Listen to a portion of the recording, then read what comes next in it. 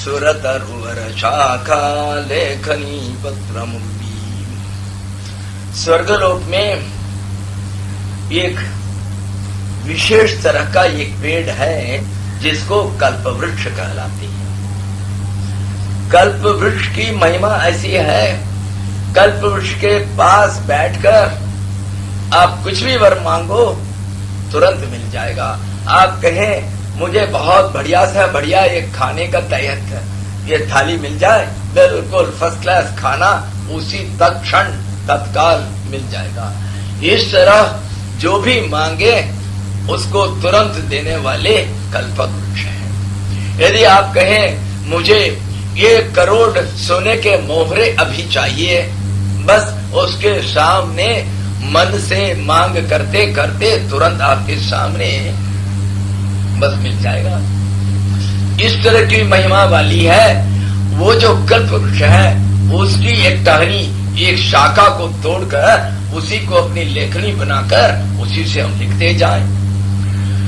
और उसकी यह महिमा है कल्प वृक्ष की शाखा की, एक ही शाखा से 1 करोड़ साल लिखते जाओ, न घिसेगा न टूटेगा। ये उसकी महिमा है। सुरतरुवर शाखा लेखनी। सो इस तरह की एक पेन मिले, पत्र मुर्वी। चलो भाई, इतनी कागज कहाँ से मिलेगा? भगवान की जो अपार महिमा को लिखने के लिए दुनिया में जितनी भी कागज है वो तो अपर्याप्त रहेगा। भैया ये जो पृथ्वी जो है ये तो गोलाकार है, ये कितना बड़ा इसका विस्तीर्ण है। बस इसी पृथ्वी के ऊपर ही लिखते जाए तो उसी को अपना कागज बना दो, पत्र मुर्वी। हाँ, ये तो ठीक है, परंतु भाई कौन लिखे? अरे इतने देर बैठकर कमर टूट जाएगा। कोई लिखेगा 8 दिन लिखेगा, 10 दिन लिखेगा। अरे कौन लिखेगा? पता नहीं कितने कितने करोड़ों साल तक लिखते रहे। ये किसके बस का है? लिखत यदि गृहीत्वा शारदा सर्वकालम। शारदा माने सरस्वती जी,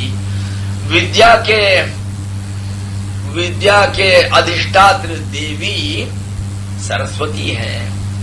लिखना पढ़ना ये सब उन्हीं के वश में है।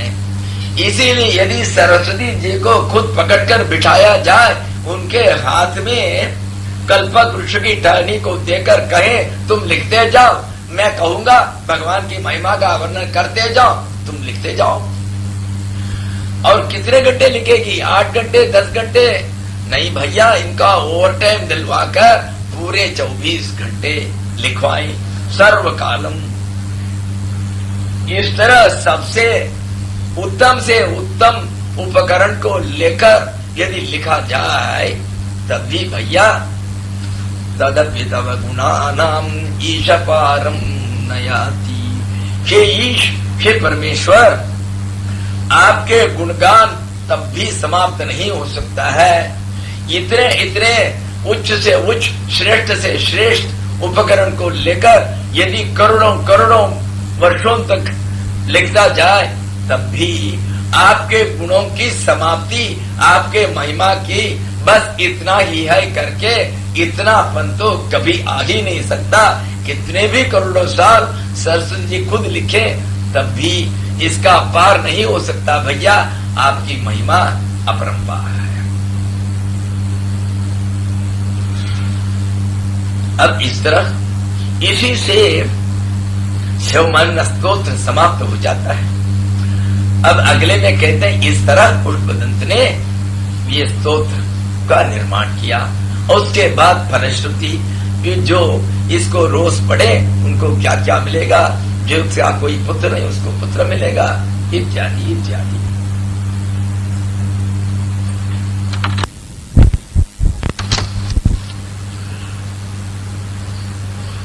असुर सुर मुनीन्द्रैरर्चितस्य अंधमूलेर प्रथित गुण महिम्नो निर्गुण शेश्वरस्य। अब ये कहा गया है कि यह जो स्तोत्र अब तक जो 32 श्लोकों में जो कविता हुई है, जो भगवान की स्तोत्र हुआ है, इसको किसने कहा, किसने किया था? पुष्पदंता विधानो, उसका नाम है पुष्पदंत। सकल गण वरिष्ठ ईश्वरस्य, परमेश्वर के जितने भी भूतगण हैं उसमें सबसे श्रेष्ठ है पुष्पदंत। उनसे ये कहा गया है। ये कौन सी ऐसे ग्रथित गुण महिमनो, इस कविता में भगवान की महिमा, भगवान के गुण, इसको लेकर इस कविता को पुष्पदंत ने बनाई। ये किसके गुण, किसके महिमा? इंदुमौली है। भगवान श्री शिव जी जो सर पर चंद्रमा को धारण किए हैं उनकी महिमा। और कैसे हैं ये परमेश्वर? असुर सुर मुनीन्द्र अर्चितस्य, असुर लोग भी उनकी पूजा करते हैं, देवता लोग उनकी पूजा करते हैं, बड़े बड़े मुनि ऋषि लोग इनकी पूजा करते हैं। ऐसे महिमा वाले शिव जी के जितने भी गुण और जितनी भी महिमा है उनके, परंतु ईश्वर की महिमा तो वर्णन तो किए हैं, परंतु वो तो निर्गुण है भैया, उनका कोई गुण नहीं, उसका कोई वर्णन किया ही नहीं जा सकता है, परंतु किए हैं। निर्गुण से ईश्वर से, परम तत्व में देखें तो उनका कोई गुण नहीं है, कोई रंग नहीं है, वर्णन करने की कोई सामग्री नहीं है। फिर भी जैसे पहले ही कहा था, भगवान के सगुण रूप को लेकर ये सारे गुणगान तो हो चुके हैं। और कैसा ये स्तोत्र है? ये तत्स्तोत्रम चकार है, इस स्तोत्र का उसने निर्माण की, रचना की। ये कैसा स्तोत्र है? रुचिराम, बहुत सुंदर, बहुत सुंदर। अलघु वृत्त ही, ये जो कविताएं जो होती, इसमें कई कई छंद हो सकते हैं। किसी का 8 अक्षर जिसको अनुष्टुप कहते हैं, किसी का एक एक भाग में 24 अक्षर, कई कई हो सकते हैं। इस तरह करके 3000 के ऊपर छंद हैं। उसके लिए छंदो शास्त्र है, उसमें कौन कौन सी छंद हो सकते हैं? मालिनी वृत्त, शार्दूल विक्रीडित वृत्त, शिखरणी वृत्त, इंद्र वज्रा वृत्त, इस तरह करके कई कई छंद है। उसमें से ये जो है कोई छोटा मोटा छंद नहीं, अलग वृत्त ही, ये कोई लघु नहीं है, बड़ा बड़ा वृत्त, बड़ा बड़ा छंद है ये। इसका नाम है शिखरणी छंद। शिखरणी माने शिखर रखने वाला, जो पर्वत जो है उसको शिखरणी कहते हैं। पर्वत में जैसे चढ़ाई उतराई होते हैं, इस तरह इस वृत्त को जब हम कहें बहुत सुंदर लगता है। इसमें चढ़ाई उतराई ये हो जाते हैं, जैसे कि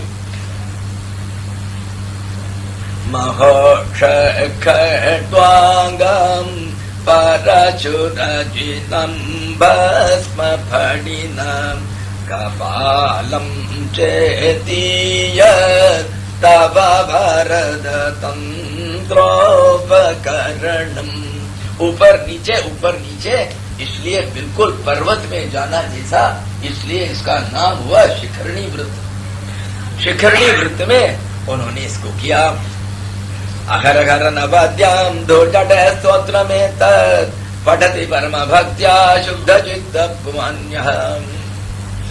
जो मनुष्य या पुमान शुद्ध चित्त होकर परम भक्ति के साथ अघरहा रोज, अघरा माने दिन, अघरहा दिन ब दिन, रोज बरोज, हर दिन, अनवद्यम ये धूर्जटे स्तोत्रम, धूर्जटी माने शिवजी, शिवजी का जो ये स्तोत्र है जो बिल्कुल अनवद्य, अनवद्य माने उसमें कोई भी त्रुटि रहित, त्रुटि कोई भी नहीं है, बिल्कुल शुद्ध।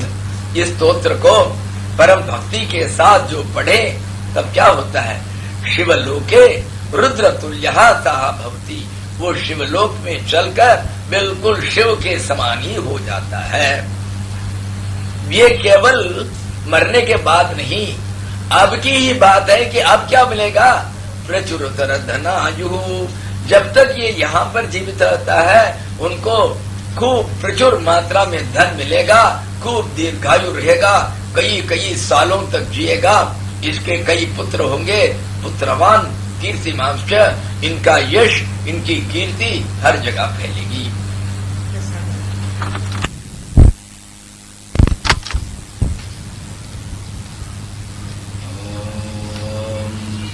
हरि ओम। सहस्रशीर्षा पुरुषः सहस्राक्षः सहस्रपात् भूमिं सर्वतः स्मृत्वा अत्यतिष्ठदशाङ्गुलम् पुरुखये वेदगं सर्वं यद्भूतं यच्च भाव्यम् भूतामृतत्वशेषानो यदन्नेनातिरोहति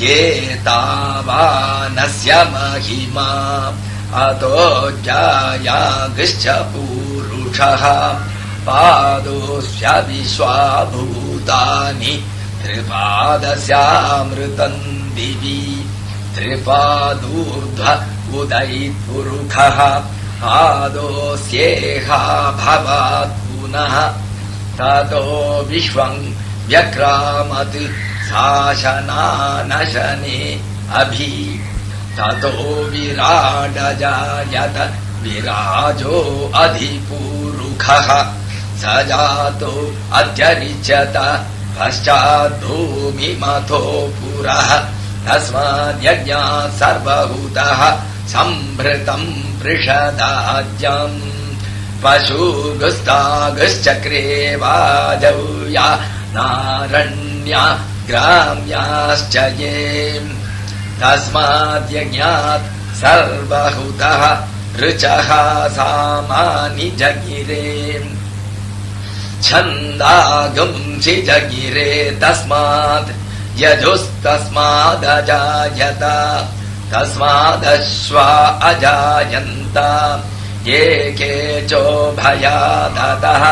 गावोह जगिरे तस्माज्जाता अजावयः तय्यज्ञम् बर्हिषि प्रोक्षन् पुरुषम् जातमग्रतः तेन देवा अयजन्त साध्यार्षयश्च ये यत्पुरुखम् व्यदधुः कथिथा व्यकल्पयन् मुखम् किमस्यासीत् किम् बाहु किमूरुपादा उच्येते ब्राह्मणोऽस्य मुखमासीद् बाहुराजन्यः कृतः ऊरु तदस्य यद्वैश्यः पद्भागुम् शूद्रो अजायत चन्द्रमा मनसो जातश्चक्षोः सूर्यो अजायत श्रोत्रात्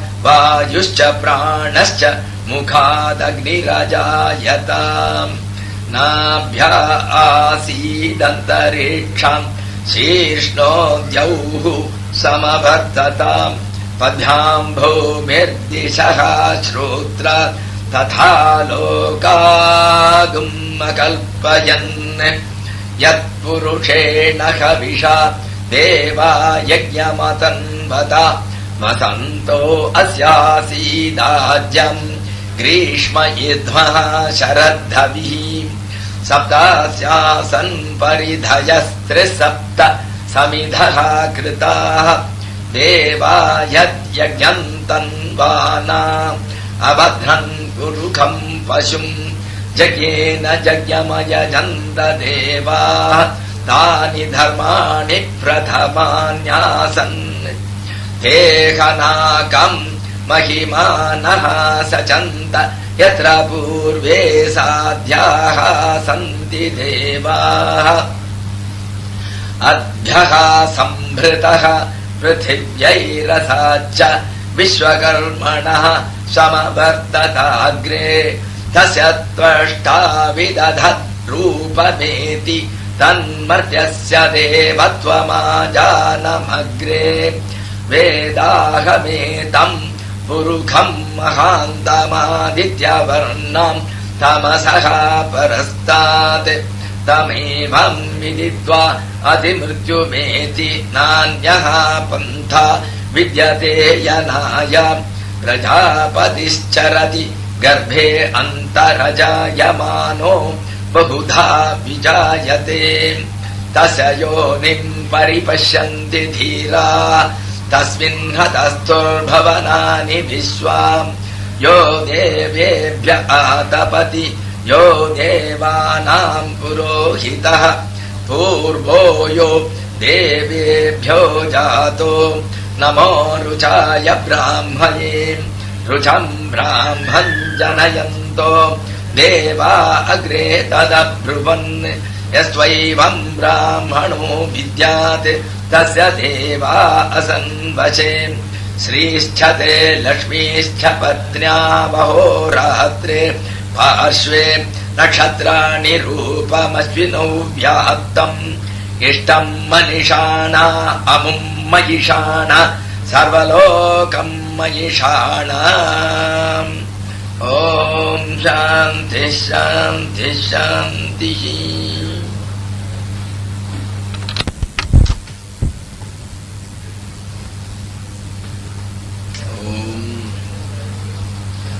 ये मांडूक्य उपनिषद जो है बहुत सबसे बड़ा श्रेष्ठ उपनिषद, और 10 उपनिषद जो मुख्य उपनिषद माने जाते हैं उसमें भी एक मुख्य उपनिषद माना जाता है। और इसकी मुख्यता इसलिए है कि मांडूक्य उपनिषद की व्याख्या जो है श्लोकों के रूप में किया गया है, जिसको कारिका कहते हैं। वो जो कारिका के रूप में जो व्याख्या जो लिखी गई है, उसके निर्माता श्री गौड़पाद महाराज जो शुकदेव के शिष्य थे और जो आदि शंकर के गुरु गोविंदपाद के गुरु थे। और गौड़पाद ने जो कारिका लिखी है, देखिए ये तो सबसे छोटा उपनिषद है, बस 1-1.5 पन्ने का है। केवल इसमें 12 मंत्र हैं, छोटा छोटा मंत्र हैं 12, परंतु इस 12 मंत्र के ऊपर 700 के ऊपर श्लोक लिखे हैं गौड़पाद ने।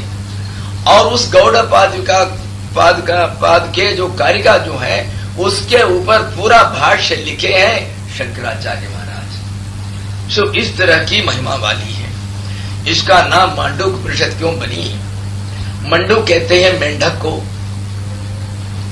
और मेंढक जो है पग पग से चलता नहीं, ये पग से बिल्कुल कूद कर काफी आगे जाकर पहुंच जाता है। इस तरह जहां हम लोग बिल्कुल कछुए जैसे न जाएं, और जहां पर मंडूक जैसे कूद कूद कर बाय लीप्स एंड बाउंड्स जब हम आध्यात्मिक पथ पर जा सकते हैं, उसके लिए जो मार्ग दिखाता है उसको मांडूक्य उपनिषद कहा गया। और इसमें खासकर प्रणव जो ओम अक्षर है, ओम अक्षर को भगवान के सबसे निकटवर्ती, सबसे नजदीक, सबसे बिल्कुल सबसे ज्यादा नजदीक तक पहुंचाने वाला अक्षर कहा जाता है। सन्यासियों के लिए कोई दूसरा मंत्र नहीं है, केवल प्रणव मात्र ही है। केवल ओम का उच्चारण करते ही वो भगवान को पहुंचा जा सकता है। केवल इतना ही नहीं, गीता में ये कहा है कि चाहे वो गृहस्थ हो या वानप्रस्थ हो या ब्रह्मचारी हो, कोई भी हो, जो आखिर अंतिम काल में ओमित एकाक्षरम ब्रह्म व्याहरण माम अनुस्मरन कहा गया है, जो अंतिम समय में केवल ओंकार का उच्चारण करके जो अपने प्राण को छोड़ देते हैं, वो सीधा परमेश्वर के पास पहुंचकर वो ब्रह्मीभूत हो जाते हैं। इस तरह की महिमा वाली है। ओम जो है उसी में सगुण साकार स्वरूप, जो हम ब्रह्मा विष्णु रुद्र गणेश देवी जी जो कोई कहे, सब उसी ओम के अंतर्गत हैं। और जो परमेश्वर, जो परमात्मा, जो सबके परे हैं, जो जगत के परे हैं, जो विश्व के परे हैं, जो एकमात्र हैं, जिनकी ही महिमा ये सारी जगत और सारे विश्व हैं, जो केवल अकेले ही हैं, इस तरह के जो कैवल्य रूप, ज्ञान रूप, आनंद रूप जो परमात्मा जो है, वो भी ओंकार से इंगित किए जाते हैं। इस तरह ओंकार की महिमा पहले कही गई। और इसमें 3 अक्षर है, अ उ म। और अ जो है जागृत स्थिति जो है, हम जो जागृत स्थिति में है उसी का प्रतीक है। और वो जो है ये स्वप्न स्थान का प्रतीक है। जो स्वप्न देखते हैं वो उसको तेजस कहते हैं। और तीसरा जो है, जो सुषुप्ति में आपके सोते हुए भी जो अनुभव करते हैं और सवेरे उठते ही आपको याद दिलाते हैं कि आपने बड़े सुख रूप से, आनंद रूप से रात को सोए थे। जब आप नहीं थे, जगत नहीं थी, फिर वो कौन था? जब आपके सोते हुए वो जागृत रहे और फिर आपको सवेरे अपने अनुभव को आपको समझाया, भैया तुम बिल्कुल सुख स्वरूप तुम सोए थे करके, वही आपके आत्मा है। सो वही सुषुप्ति के अधिपति है, जिसको प्राज्ञ कहे हैं। सो ये तीनों स्थिति का द्योतक है ओम। ओम कहते कहते आखिर में जो अपार कोई मात्रा रहित जाते हैं उसको अमात्र कहते हैं। वही है जो परमेश्वर, जो परमात्मा, जो तीनों स्थिति के परे है, जिसको हम समाधि स्थिति में ही पहुंच सकते हैं, वो है, उसको तुरीय कहते हैं। ये चार पाद से जो सम्मिलित है उसी को हम परमेश्वर कहते हैं, क्योंकि वही परमेश्वर ही जागृत स्वरूप से आपके शक्ति के रूप में जो खाना खाते हैं, आप सब काम करते हैं, सोचते हैं, विचार करते हैं, ये सब करने वाले वही परमेश्वर हैं। आप स्वप्न दिखने वाले भी वही हैं, और सुषुप्ति में जो जागृत है, आपके सारे अनुभव को जो देखते रहते हैं, वो भी परमेश्वर ही है। और इन तीनों के परे जो है वो भी परमेश्वर है। और इस तरह और उनकी बहुत बढ़िया यहाँ पर डिस्क्रिप्शन है। कहते हैं उनको क्या कहें, न अंत प्रज्ञम न बहि प्रज्ञम। ये नहीं कह सकते हैं कि भगवान जो है केवल अंदर की चैतन्य है, ये भी नहीं कहते वो केवल बाहर की चैतन्य है, ये नहीं कह सकते वो अंदर की भी है और बाहर की भी है। कोई अंदर बाहर तो है ही नहीं उनमें। इसलिए ये सब जो है किसी से आप वर्णन नहीं किया जा सकता है। किसी ने उनको देखा नहीं, व्यवहार में उस भगवान को आप यूज नहीं करते, क्योंकि आप पता नहीं वो कौन है। आप अपनी इंद्रियों से तो उसको ग्रहण नहीं कर सकते हैं। उसका कोई लक्षण नहीं जिसके आप कह सकते हैं ये काले हैं, ये नाटे हैं, ये ऊंचे हैं, कुछ नहीं कर सकते। अलक्षण है, अचिंत्य है, आपके चिंतना के बाहर है। आप कल्पना भी नहीं कर सकते हैं कि वो जो परमेश्वर, जो आत्मा, परमात्मा कैसे है करके। बिल्कुल वही एक सारे के एक आत्मा बनकर जो एकात्म भाव में जो जाज्वल्यमान होते हैं, वो एकात्म वही है। और जब आप उस पद को पहुंचकर उनके साथ एकीभूत जाते हैं, तब सारी जगत खत्म हो जाती है। उसके बाद कोई प्रपंच रहता ही नहीं। इसलिए उसको कहते हैं प्रपंचोपशमम शांतम। उसके बाद शांति ही शांति है, मन जैसे कोई कल्पना नहीं होती है। सो इसलिए वहां पर दुख के, क्षोभ की, तकलीफ की, परेशानी की, कष्ट की कहीं कोई गुंजाइश ही नहीं होती है। और वही परम कल्याण शिव है, अद्वैत है, कोई दूसरा है नहीं। जो रहता है वही एक ही है, वही उपस्थित है, वही आनंद रूपी है, वही सद है, वही चिद है, वही ज्ञान रूपी है, और वही आत्मा है। इस तरह करके बिल्कुल ये परमेश्वर का ये ओंकार के अंतर्गत स्वरूप की पूरी व्याख्या इस मांडव्योपनिषद में आ जाता है। अब हम इसका पाठ करेंगे। हरि ओम। ओम इत्येतदक्षरमिदगुं सर्वं तस्योपव्याख्यानं भूतं भवद्भविष्यदिति सर्वमोंकार एव। यच्चान्यत् त्रिकालातीतं तदप्योंकार एव। सर्वं ह्येतद्ब्रह्म अयमात्मा ब्रह्म सोऽयमात्मा चतुष्पात्। जागरितस्थानो बहिष्प्रज्ञः सप्तांगः एकोनविंशतिमुखः स्थूलभुक् वैश्वानरः प्रथमः पादः।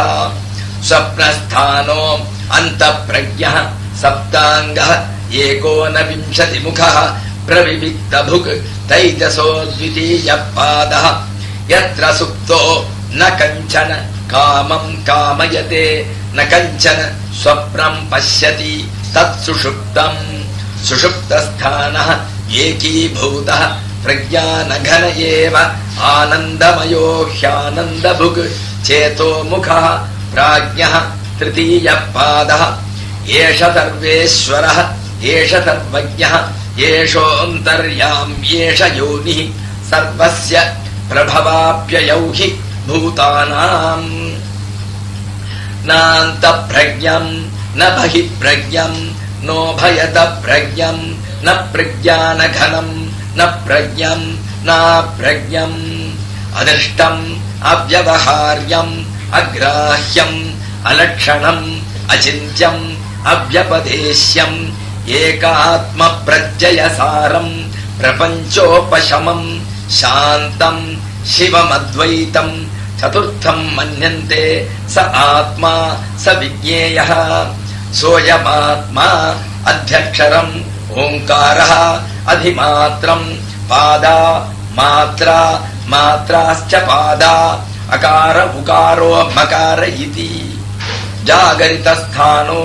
वैश्वानरो अकारः प्रथमा मात्रा आप्तेरादिमत्वात् वा आप्नोति ह वै सर्वान् कामान् आदिश्च भवति य एवं वेद स्वप्नस्थानः तैजसः उकारो द्वितीया मात्रा उत्कर्षात् उभयत्वाद्वा उत्कर्षति ह वै ज्ञानसन्ततिम् समानश्च भवति नास्या अब्रह्मवित्कुले भवति य एवं वेद सुषुप्तस्थानः राज्ञः मकारः तृतीया मात्रा मितेरपीतेर्वा मिनोति ह वा इदगम् सर्वमपीतिश्च भवति य एवं वेद अमात्रश्चतुर्थो अव्यवहार्यः प्रपञ्चोपशमः शिवः अद्वैतः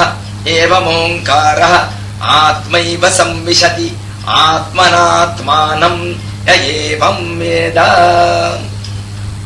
ॐ शान्ति शान्ति शान्तिः।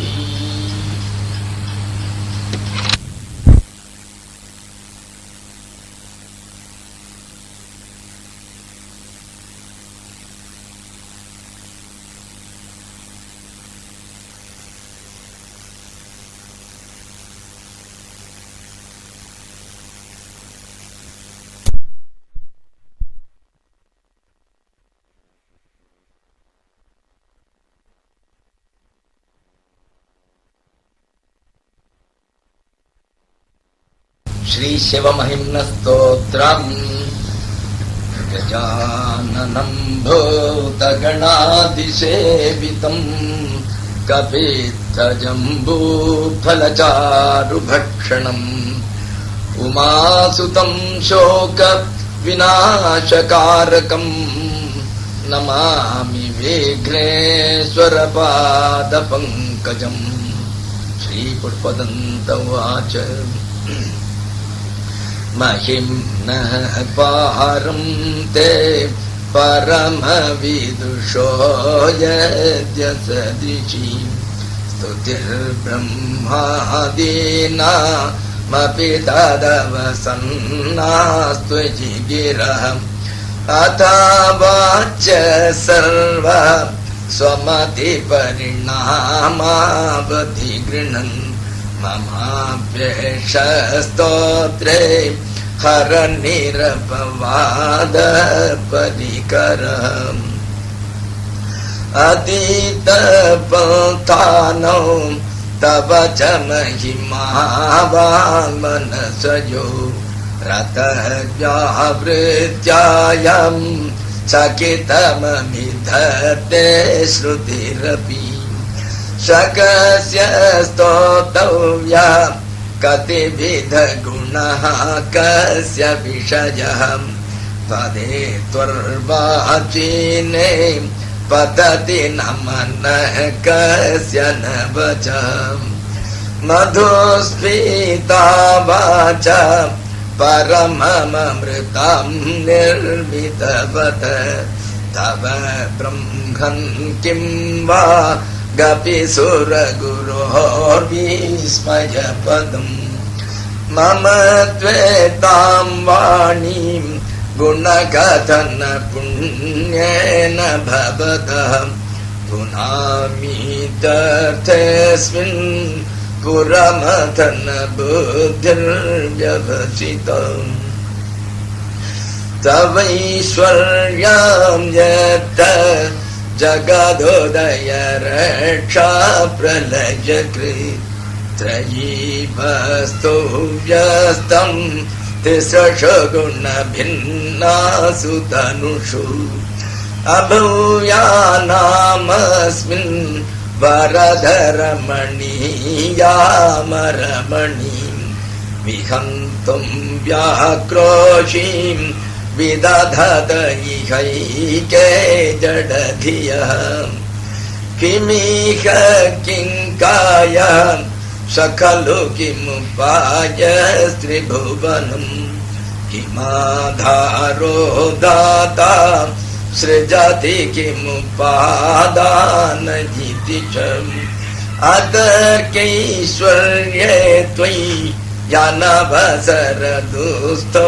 हतधियः कुतर्कोऽयं काश्चिन् मुखरयति मोहाय जगतः अजन्मानो लोका किमवयवन्तोऽपि जगता मधिष्ठातारं किं भवविधिरनादृत्य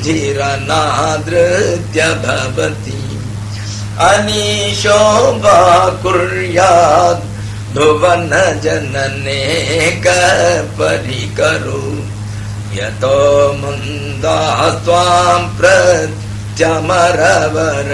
संशेरत इमे त्रयी सांख्यं योगः पशुपतिमतं वैष्णवमिति रभिन्ने प्रस्थाने परमिदमदः पथ्यमिति च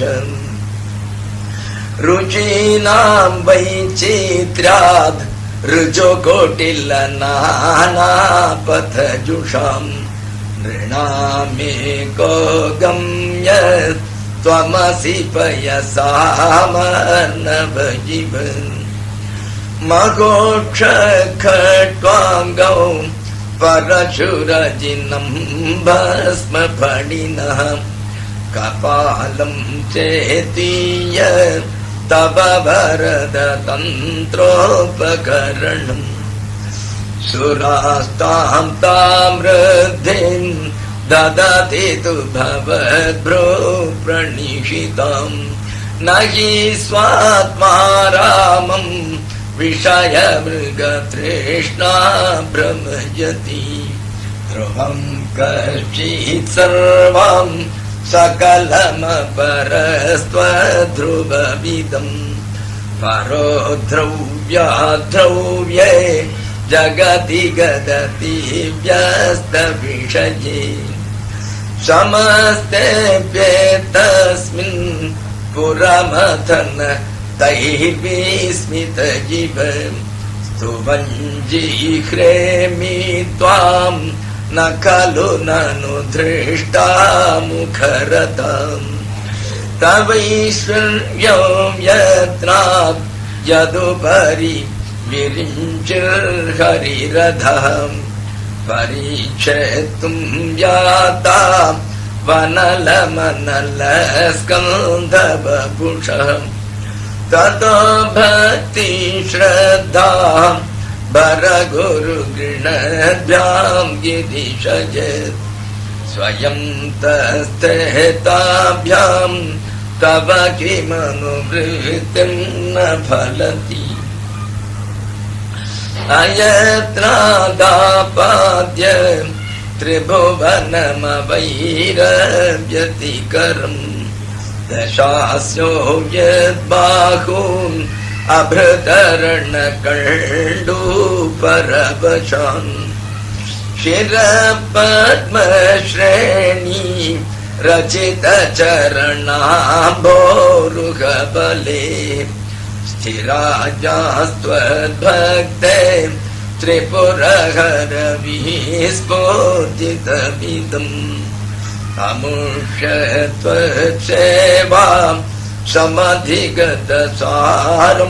भुजवनम् बलात् कैलासेऽपि त्वदधिवसतो विक्रमयतः अलभ्या पाताले व्यालसचलिताङ्गोष्ठ शिरसि प्रतिष्ठा त्वय्यासि ध्रुवमुपचितो मुह्यति खलम् यदृद्धिं सूत्राम्नो वरद परमो चैरपि सति अधश्चक्रे बाणः परिजन विधेय त्रिभुवनम् न तच्चित्रौ तस्मिन् परिवसितरि त्वचरणयोर्न कस्यावुन्नत्यै भवति शिरसस्त्वय्यवनति अकाण्ड ब्रह्माण्ड क्षय चकित देवासुर कृपाम् विधेयस्यासीद्यस्त्रिनयन विषं संहृतवतम् सकल्माक्षकण्ठे तव न कुरुते न श्रियमहो विकारोऽपिश्राव्यो भुवन भयभङ्गौ व्यसनिनम् असिद्धार्थानैव क्वचिदपि सदेवासुरनरे निवर्तन्ते नित्यम् जगति जयिनो यस्य विशिखा सपशोनिश त्वाम् इतरसुरसाधारण बभू स्वरस्मर्तौ व्यात्मा न हि वशिषुपत्य परिभवम् मयि पादाघातात् व्रजति सहसा संशयपदम् पदम् विष्णोर्भ्राम्यत् भुज परिघरुग्रग्रहगणम् मुहुर्दौर्दौस्थ्यम् यात् च निभृत जटादाडिततटाम् जगद्रक्षायै त्वम् नटसि ननु वामैव विभूतम् विजव्यापीतारा गणगुणित फेनोगमरुचिः प्रवाहो वाराम्य पृषदलघुदृष्ट शिरसि ते जगद्वीपाकारम् जलधिवलयम् तेन कृतमि जनेनैवोन्नेयम् धृतमहिमदिव्यां तव वपुः रथक्षोणीयाता शतधृतिरगेन्द्रो धनुरथो रथाङ्गे चन्द्रार्कौ रथचरणपाणिशरयिति दिधक्षोस्ते कोऽयम् त्रिपुरतृणमाडम्बरविधिर्विधेयै क्रीडन्त्यो न खलु परतन्त्रा प्रबुधियम् हरिस्ते साहस्रम् कमलबलिमादाय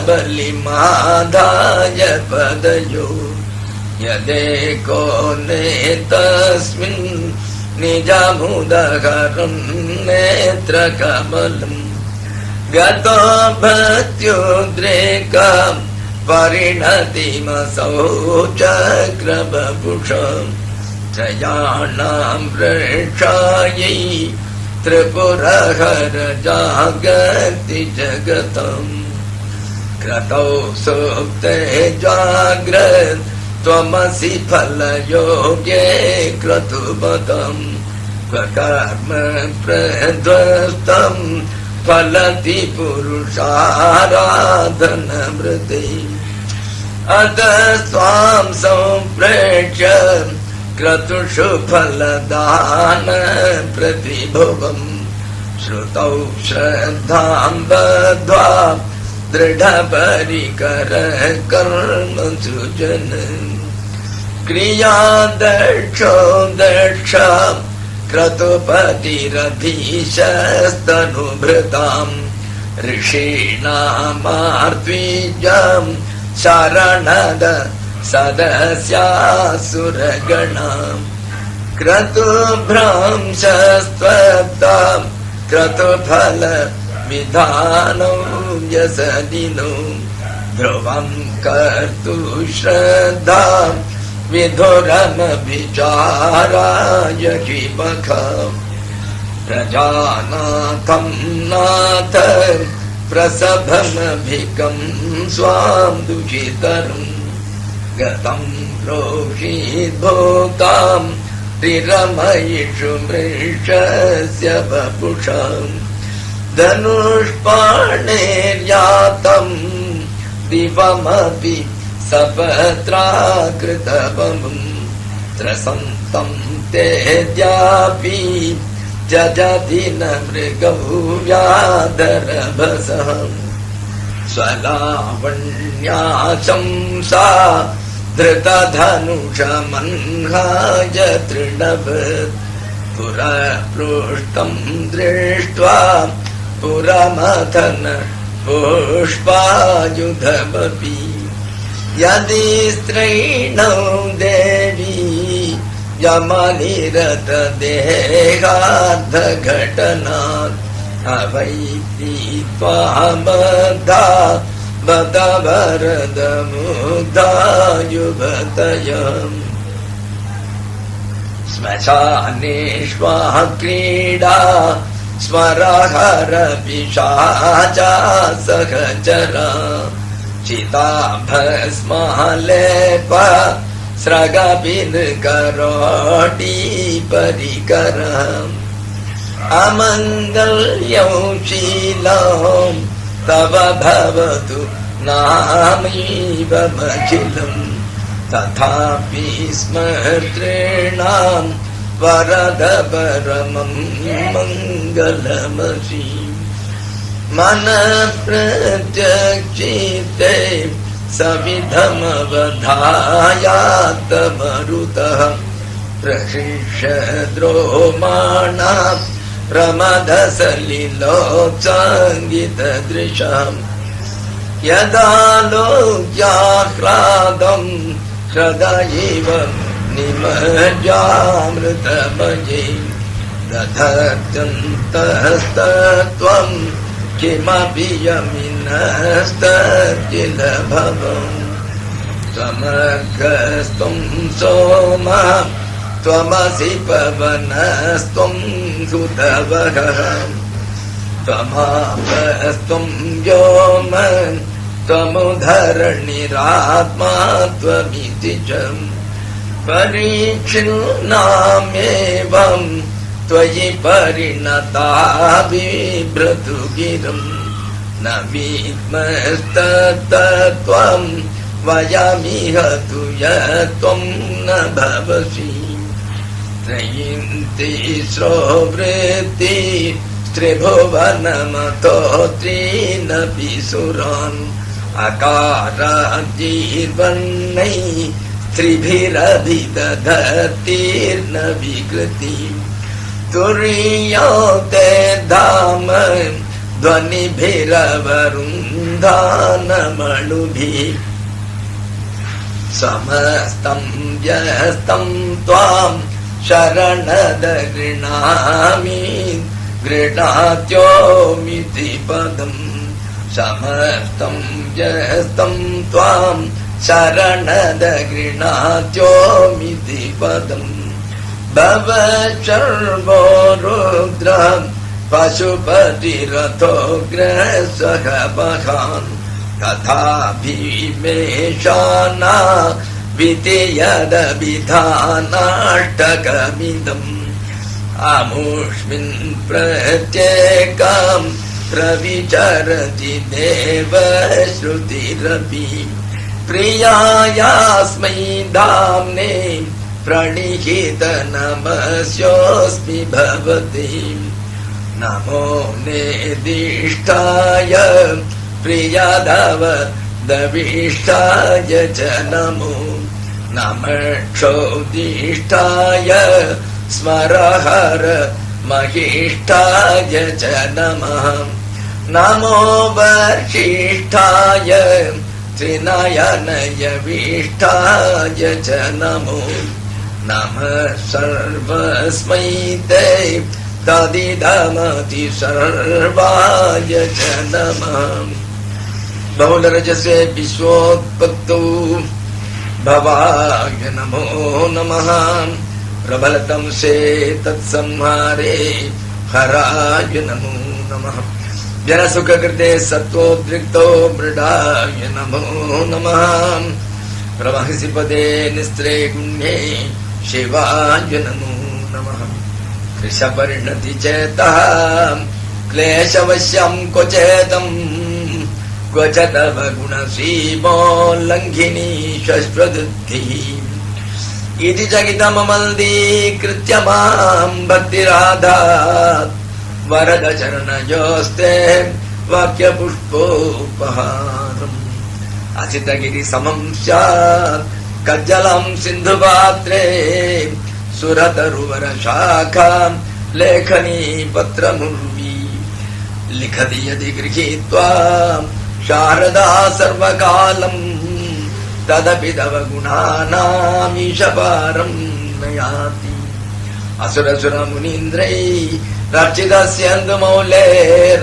रचितगुणमहिम्नो निर्गुणस्येश्वरस्य सकलगुणवरिष्ठः पुष्पदन्ताभिधानो रुचिरमलघुवृत्तैः स्तोत्रमेतच्चकार। अहरहर नवद्यम् दुर्जटे स्तोत्रमेतत् पठति परमभक्त्या शुद्धचित्तपुमान्यः। सभवति शिवलोके रुद्रतुल्यस्तदात्र प्रचुरधरधनायुः पुत्रवान् कीर्तिमांश्च। दीक्षादानं तपस्तीर्थं योगं यागादिकाक्रियाः महिम्नस्तव पाठस्य कलां नार्हन्ति षोडशीम्। आसमाप्तमिदं स्तोत्रं पुण्यं गन्धर्वभाषितम् अनौपम्यं मनोहारी शोमीश्वरवर्णनम्। महेशान्नापरो देवो महिम्नो नापरा स्तुतिः। अघोरान्नापरो मन्त्रो नास्ति तत्त्वं गुरुपरम्। कुसुमदूषण नामा सर्वगन्धर्वराजा शिशिधरमौलेर्देवदेवस्य दासः। शकलुनिज महिम्नो भ्रष्ट एवास्य रोषात् स्तवनमिदमकार्षि दिव्य दिव्यं महिम्नः। सुरवरमुनिपूज्यां स्वर्गमोक्षैकहेतुम् पठति यदि मनुष्य प्राञ्जलिर्नान्यचेता। व्रजदेव समीपं किन्नरैस्तूयमानः स्तवनमिदममोघम् उत्पदन्तप्रणीतम्। एककालं द्विकालं वा त्रिकालं यः पठेन्नरः शिवलोकमवाप्नोति शिवेन सह मोदते। श्रीपुष्पदन्तमुखपङ्कजनिर्गतेन स्तोत्रेण किल्बिषहरेण हरप्रियेण कण्ठस्थितेन पठितेन समाहितेन सुप्रीणितो भवति बोधवतिर्महेशाम्। इत्येषा वाङ्मयी पूजा श्रीमच्छङ्करपादयोः अर्पिता तेन देवेश प्रियतां मे सदाशिवः। तव तत्त्वं न जानामि कीदृशोऽसि महेश्वर यादृशोऽसि महादेव तादृशाय नमो नमः। यदक्षरं पदं भ्रष्टं मात्रा हीनं चेद्भवेत् तत्सर्वं क्षम्यतां देव प्रसीद परमेश्वर। हरिः ओं। पूर्णमदः पूर्णमिदं पूर्णात् पूर्णमुदच्यते पूर्णस्य पूर्णमादाय पूर्णमेवावशिष्यते। ओम शांति शांति शांतिः। इति शिवस्तोत्रं सम्पूर्णम्।